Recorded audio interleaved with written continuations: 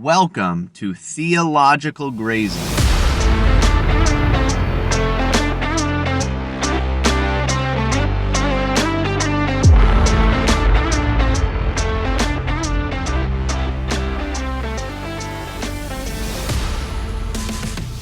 I've been thinking about death a lot lately. What a way to start podcasting again. It's been a while actually since I've recorded any episodes. I've been just using banked episodes for a while. I was using just tons that I was able to record when I overslept and had to drive to Presbytery by myself all the way across Wisconsin. But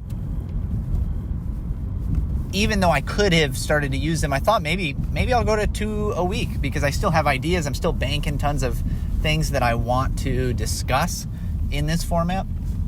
I realized that it was probably best not to, as I just recently, was voted to become the next senior pastor of our church.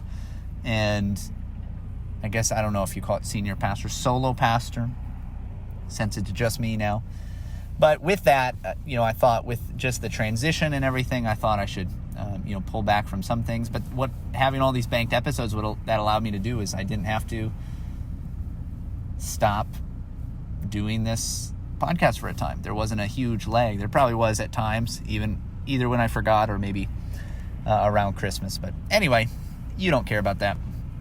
That doesn't matter. I am a disembodied voice that you get to listen to. So I've been thinking about death, and that, in part just because of circumstances around the church, there have been different folks that have lost loved ones recently from outside of our church, family members, etc. And at the same time, it seems that a lot of the things we've been discussing in, various places in the church have to do with this. For instance, we've been doing a Sunday school. One of our Sunday schools has been working through John Calvin's little book on the Christian life. And we've been talking about death in various ways there, and not seeing anything, even death, as something that is outside of God's providential care and hand for us who are believers, that He is actually using even that, even the suffering leading up to death, in order to prepare us for meeting Him. In order, as Calvin says, it's a way that God uses to wean us from the world and from love of the world. And so in thinking about this, I have 3 maybe not totally related but somewhat related thoughts as they revolve around death. First, I've just been thinking that I want to be ready to meet God. I want to be ready to stand before my Maker. And that sounds both terrifying on the one hand, just thinking about standing before a holy God.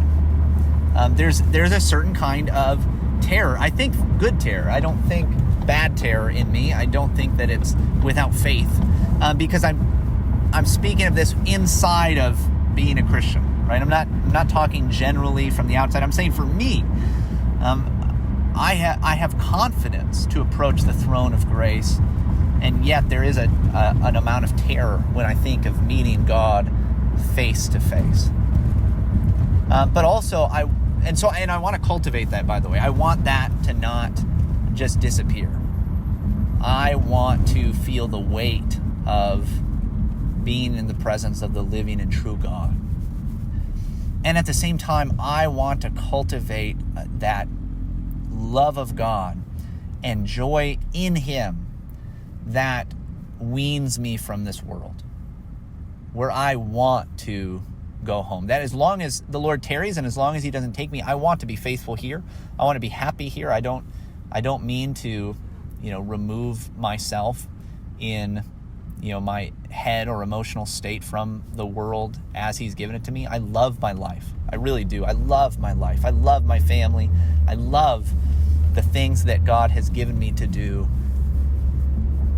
but I also want to be ready to, with joy, anticipate in those final moments that I get to be with the Lord. And I want to cultivate these things so that any moment I could go and I'm ready. I want to be ready. Secondly, I've thought about how there is so much to do and so little time to do it. I've just thought about the shortness of life, how quickly death comes to everyone, how fast my life already seems to be going, and how, as I look out, I know that it's not that much longer. In the grand scheme of things, my life may actually not be that long, right? I mean, I'm driving right now as I talk. I could die at any moment.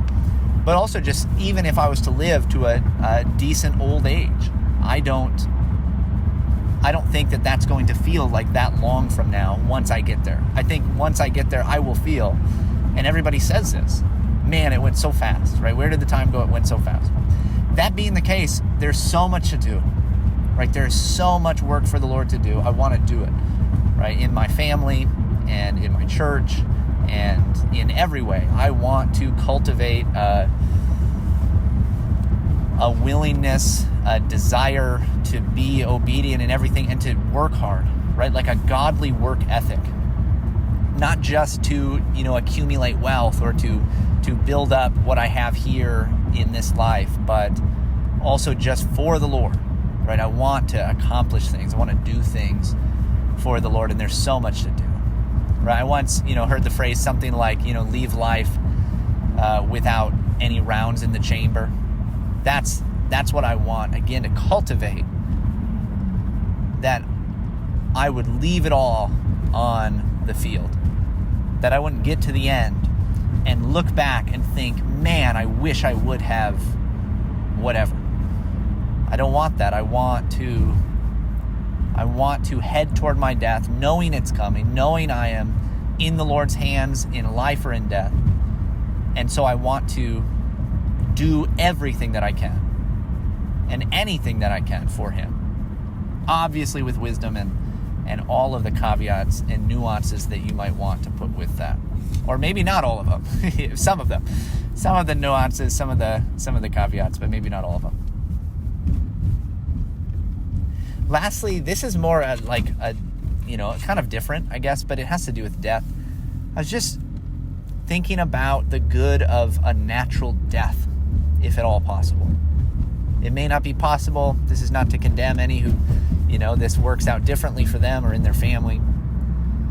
But this conversation came up a little bit about, the way that people die today in one of our Sunday school classes. That so often people are, as they're in their dying years, number one, they're kind of segregated in some ways from their family during COVID, even more so than normal. So they're alone. They're not with those who are closest to them, who love them most, who care for them most.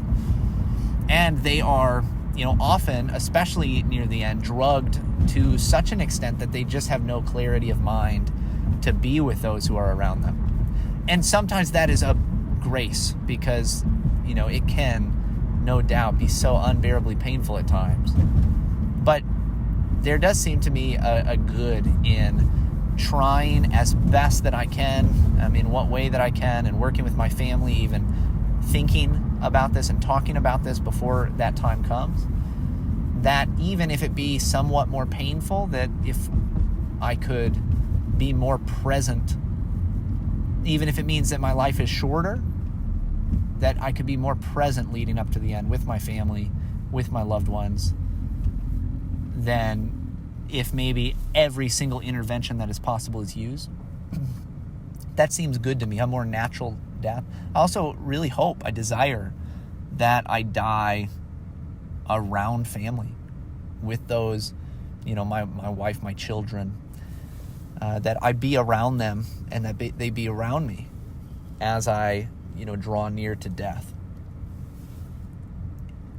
Even with that, I love the idea of a quick burial after death where, the family, you don't have to have a lot done. You just, as a family, you prepare the body and take it to be buried. And I know that's not always possible. I know that's not always the right decision. I know that there are all kinds of circumstances and factors that might change that.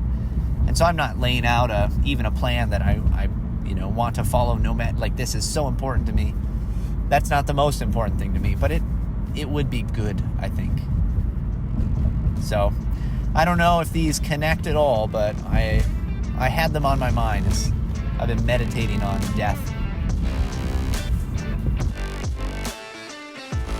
Well, that's all, folks.